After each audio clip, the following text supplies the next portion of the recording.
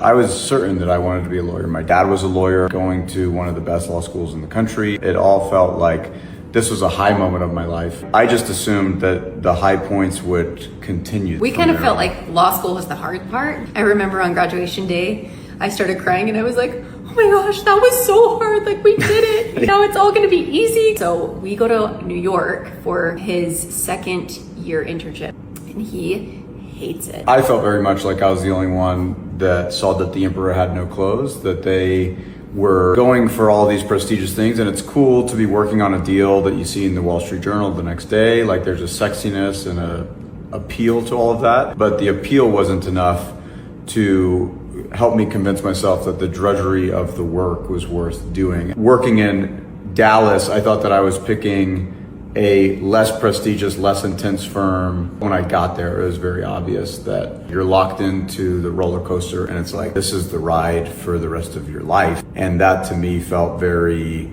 suffocating. I said to him, like, you have no personality. Like, I don't know where you went. I was wanting to invest more in who he truly was than like this fake version of Raleigh going to work every single day with no personality. Like, I don't want to be married to a zombie. I want to be married to Raleigh. So I became a zombie because I started an escape room business, and one of the first escape rooms was a zombie escape business. So we couldn't afford employees. Me and the guys that I started with, we would be the actors. So after quitting the job, we moved out here. We moved into Carly's parents' basement. My expectation was the escape room business was going to work within 3 months, and that did not work that way. We moved into my brother's house as a way to just kind of make ends meet. We didn't have insurance, and I have really bad asthma, and one of these medications I need to help me not have asthma attacks to dogs specifically cost $500. And we were living with his brother and he had a dog, and we did not have $500 to buy this medication. I was like, okay, I kind of have a crazy idea, but I'm really scared to put it online.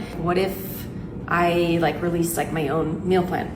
I got on Instagram. I was like, hey guys, a lot of people ask me what I ate to get my body back after having my first baby. So if anybody wants it, you can Venmo me $10.